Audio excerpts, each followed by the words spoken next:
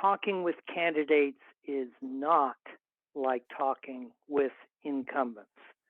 They're similar, but they're not identical. What makes talking with a candidate different is, one, it's personal. This is not lobbying. You are speaking for yourself, so bringing along at your first meeting with them 10 of your best friends does not make you more effective. Second, this interaction is transactional. Unlike elected officials, candidates are not obligated to listen to us. They don't have to do anything. They don't have to give us their time. If the candidate agrees to meet with you, you should be prepared. What can they do for you, and what can you do for them? I'll talk a little more about that. And lastly, this is time sensitive. For candidates, if you're amongst the first people to speak with them, you are remembered. To misquote Civil War cavalry general Nathan Bedford Forrest, if you're there firstest, you don't need to offer the mostest. What you want to be is useful and memorable. What can you offer the candidate? More than you might think. One, money. We're not talking about a lot of money. We're talking about the low double digits. Remember that what candidates really like is to be able to say that they have lots of individual contributions. Many candidates boast about not taking money from corporations. Your contribution, no matter how small, provides a measurable benefit. The second thing you can offer is knowledge. The fact that we're all on this call means we have more acquaintance with healthcare policy than most people. When you talk about what are the goals of healthcare policy. Well, for you and your family, it's access, lower cost, and better outcomes. This is where the better care to more people for less money phrase comes in handy. And also explain what's obvious to us, but not to people fresh to healthcare policy, which is insurance is not healthcare. You can state that because if your family's deferring care because you can't afford the deductible, you suffer as much as families that defer care because they don't have any insurance at all. So focus on what healthcare means to you and your family. You can also offer valuable connections. You don't have to be an expert in healthcare policy. You just need to know healthcare policy experts. And you're all members of one-payer states. Just on this call, we have an extraordinary amount of accumulated network, of accumulated wisdom. So you've got a lot of experts in your network. And you can offer them your network. You can say, if you, the candidate, will publicly state that you, the candidate, are in favor of better care to more people for less money, universal care, Medicare for all, single payer, have that handy phrase. You can say, you will let your network know. That is, if they put this statement up, either on their website, make a public statement, you will share this with everyone you know. You'll make your donation. You'll suggest that other members will make their donation. And then let them know that you want to stay in contact with them. Let me tell you a story that illustrates this. By the way, you all probably are better connected than you think. You can reach 10 people or 3 different networks and share what you've learned about this candidate and that they have cooperated. They're going to be an advocate and reach a lot of people.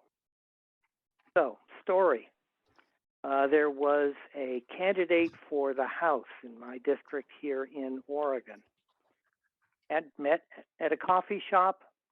I talked to him about healthcare policy, what was important to me, and said, if you on your website say you support single payer, I'll let all my friends and relatives know.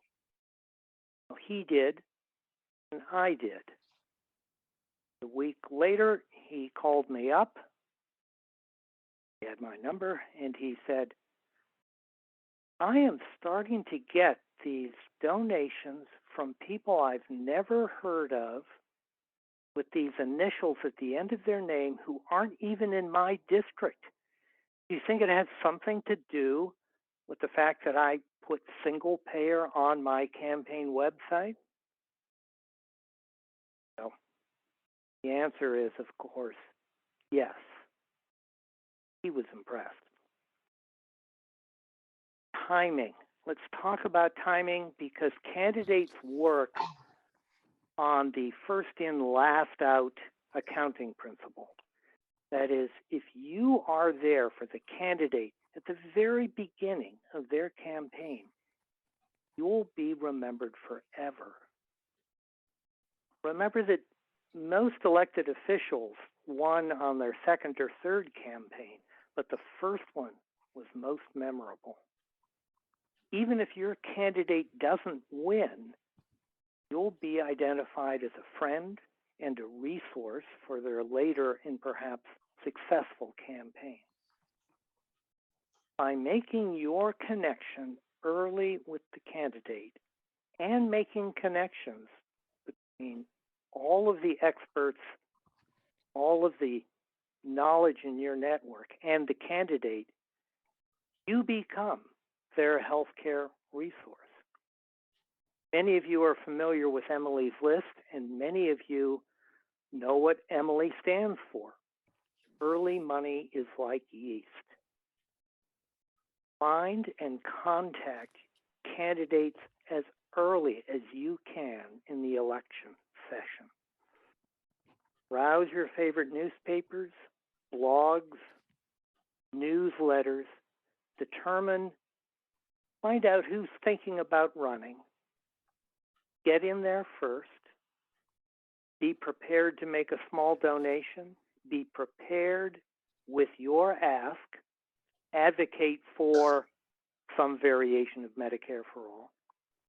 And be prepared to offer, I'm a member of a lot of networks, and they'll be very interested to hear from me when I tell them that you are now a Medicare for all advocate. Make yourself useful and memorable. That is an extraordinary advocacy that all of us can do. And for all of you who are intimidated by this, I can confirm that the first 10 sessions with candidates were the hardest, but I got better and you can get better too. Thank you for listening, and I'll take questions and comments. And you can either just blurt it out or use your electronic hand. I'll try to find you. Lynn, your hand is up first. Unmute yourself. You've got the stage. I've been working on single for over 20 years, so I've interfaced with a lot of candidates. And I'm currently phone banking progressives all over the country who will vote on single payer, either at the national or state level. One thing that is very discouraging for me is I use Ballotpedia because it will list all the various candidates, and I go to their campaign websites to see about them. Rarely is healthcare an issue. It is always immigration, housing, clean, energy and all that, and healthcare. And I'm thinking, these people are getting elected to positions where they're going to have thousands of and underinsured constituents. Why is it so hard for us to raise it to the point that, hey guys, people are dying because they don't have, adequate access to healthcare? What have you heard that or noticed that? This, I think, Lynn, you're experiencing some of the difference between elected officials and candidates who are not in office. No, these are candidates not in office, running for office, who've never been in office. This is where personal contact makes a difference. If just one person gets a hold of the candidate and says, I'm pleased to see you're running. Here's what I would like. Healthcare is my most important policy. Will you put it on your list? And if you do, I'll talk it up and I'll make sure you're equipped to discuss it. Maybe the first one won't make a difference. But if this candidate gets 2 or 3 people, one of them is likely to get through. Candidates can only resist voters for so long. So it's a long way of saying, don't be discouraged, but remember that a face-to-face meeting with a candidate or a phone call with a candidate one-on-one will move the dial. It won't necessarily happen the first time, but this is how candidates learn what's important to their future constituents. I did have success with a candidate in California. He looked progressive on his website. He's in Southern California. So I contacted him and said, are you familiar? Do you support Medicare for all? And the next thing I know, he's a co-author of our single payer bill. So I'm starting to be assertive and see people look like new progressives is actually contacting them. But I love your idea of spreading the word among your friends too. Yeah, that's a great success story, Lynn. And if I can build on it, approaching the candidate as, this is what's important to me, and I want it to be important to you. Getting a candidate to say, yeah, I'll support single payer, it's go one step further and say, here's what I'd like to see you commit to. Not just on this phone call. Here's some language you can use on your website or something like it. Or in one of your interviews with the press, I'd like you to use this phrase. You're probably in the top 10 effective advocates, Lynn, because of your persistence and a little bit of your brazen attitude. Good for you. Thank you. Oh, Betty, you got a hand up. Yeah. So we did everything wrong when Vermont PNHP reached out to candidates. I'm wondering about the whole issue of donating money. I know that as individuals, we can donate money, but does that mean I should specifically not bring up so our former president reached out to these candidates and set up meetings for 5 of us to meet with them at once, thinking, well, gee, it's more worth their time if they're meeting more people, right? But we also thought, well, we're in the context of PNHP, so we can't offer donations. Now, you could, as an individual, go afterward and do that. I don't know how many did. And I don't know, like, if there are 5 candidates and you think 2 or 3 of them would be great, is it like, do you donate to all 3 of them, or do you not donate to any, or do you pick one? Like they can see each other's records, right? I mean, it's public access to see who donated. So I am careful when I speak with candidates and even or even incumbents, not to mention 501c3 organizations that I belong to or that I represent them. I do say I'm a member of One Payer States. I'm a member of Oregon Physicians for National Health Program. I'm a member of the Oregon's Legislative Task Force, but I'm speaking as an individual. As far as contributing money, remember it's the contact that's important to the candidate. So there are many campaigns in which, as you just described, Betty, I've made small donations to candidates where the deal worked. Might be two candidates who advocate for Medicare for all, or single payer. Happen often. But then they both get a donation, and not very much.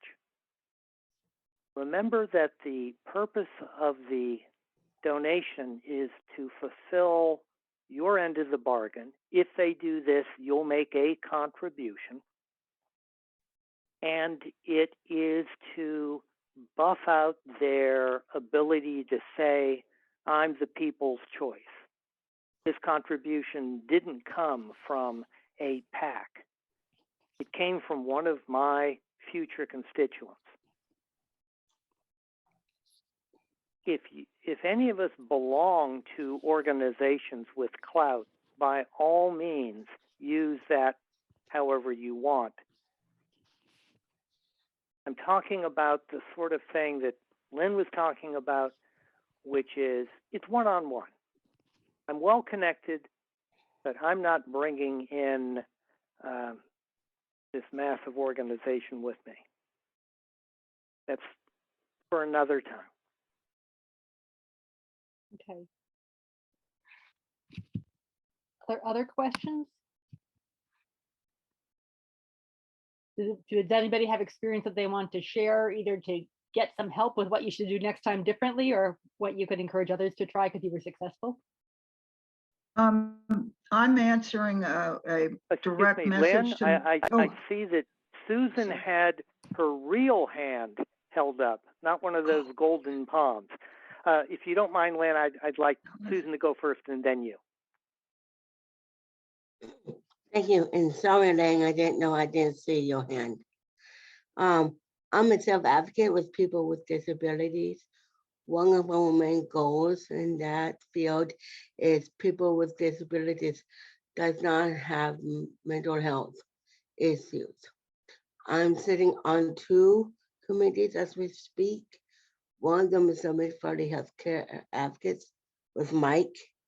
And I'm also sitting on the Metz September as well, currently still. And so I'm just speaking of people with disability does not have mental health issues in their lives. As an individual with disability, people with disabilities. I have Down syndrome, and I do have open heart surgery when I was a baby. But I learned what mental health is when I was in school in Albany. I was raised in North Albany, and I was in the DD program as well. And I take a few health classes from middle school through high school, and now I'm a sophomore in college as we speak. So I'm getting the educational part of the aspect, but I'm also living my own life as the same way as well. Well spoken, Susan. It's a great example that your agenda when you speak with the candidate doesn't have to be single payer. Oregon has the unhappy distinction of being amongst the worst states for access to services for people with any behavioral health problems or with disabilities. So it would be quite appropriate to say to your candidate, I'd like you to advocate for us. And I can't make any promises, but as you said, Susan, I'm a member of 2 committees, and I'll make sure that people hear about it if you commit to it. Thank you. Lynn, and then Christine has her hand up. Yes, I'm answering a direct message from Christine. Let me read the question. One sec. Lynn, please chat respond with the online database you use to look up candidates. And I find Ballotpedia extremely helpful. And what you do is, here's an example. I want to know, my district is California District 16 in California. So what you do, congressional race, California 16th Congressional District 2022, followed by Ballotpedia. And it will take you to the page of that race. And you scroll down and see who the candidates are for November. And you can click on each one and be taken to their current job, what they're running for, their campaign website, Facebook page, and such. And I use that a lot. I found that helpful. I don't know if people have other ideas for that, but that's what I use and find helpful. Lynn, you're clearly a major league player in this. Ballotpedia is a great resource. If you can manage it, for example, in Oregon, our Secretary of State website lists all candidates who have applied for either state jobs or legislative jobs. It does not include county or city. And you can not only find out who the candidates are, you can track how much money has been contributed, who's doing the contributing. That's kind of the advanced course. I think what Lynn is suggesting is a great place to start. And if you can master Ballotopedia, which will take you about 15 seconds, you're off to a great start. Christine. Thank you, Lynn, for that information. I guess I'm using this as a larger information net. I wanted to thank Susan for your comments. And I'm wondering, because I've been in this fight for about 10 years, but I'm unaware, is there a disability organization that is for universal healthcare that is like a separate organization for those with disabilities? No, they don't. It goes with all of people with people. It's not separation. It's like a gathering with all people with disabilities all over the world. Okay, all right, thank you. I just was unaware and really wanted to know. Thank you. Yeah. Mike, you have your hand up, and perhaps because we need to use up time for the single-click politics, why don't you have the honor of the last comment, Mike? Okay, one thing you said before is the first visit should be get acquainted and not ask for a specific bill to be considered, except for that you mentioned, tell them what your your highest concern is for your family, that is adequate health care. So as that conversation develops, I think with Sam's help, I developed a relationship with a person running for state representative, and we found out we both love to hike. So before we knew it, we were climbing mountains together. And what a place to talk. You know, you have a whole day in the car, on the hill. And that person, thanks to Sam and me, is a single payer supporter, we think. The other thing is that don't be afraid to approach the Republican or the conservative Democrat. They may not vote for what you want, but when they're in their caucuses, they'll no longer think of you as out of your mind crazy. They will remember maybe fondly their conversation with you. Mike, thank you for closing with that, I'd like to repeat some of Mike's wisdom. Go for the Republicans too. You know, corporations are people, according to Mitt Romney, and there are a lot of Republicans who are people too. And the path to single payer is going through the center of the Republican Party. So if you can defuse single payer from a Democratic agenda just on its own, you will find more receptivity than you imagine. So follow Lynn's advice, go to Ballotopedia, start with the R's. Don't dismiss them, please. We do have a little bit of time if we want Lynn's comment. Lynn? Yeah, in California, and I just Googled it, there's a very politically active group in California for disability rights. And I was going to put the website on in chat.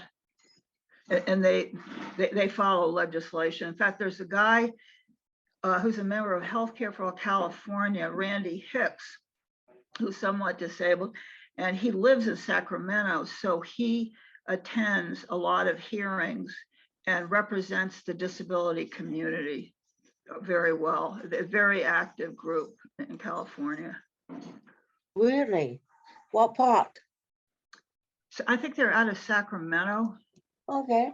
I'm going to paste the, here's the website, but I was looking at what they do and it said that they follow legislation. Thanks, Lynn. Oh, you're welcome.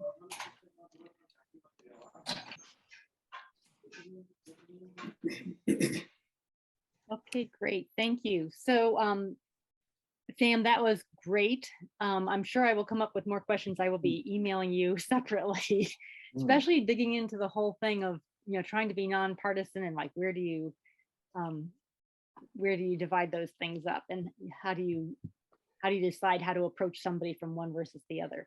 Well, actually, right off the bat, though, when you say I'll reach out to my networks are typically email lists that belong to an organization. Like I can't send out a thing on VCPNHP asking for donations because this candidate's in favor of single payer. I mean, I just tell them, by the way, did you all know that this candidate is running and supports single payer? Here's their website, and just not say anything about money.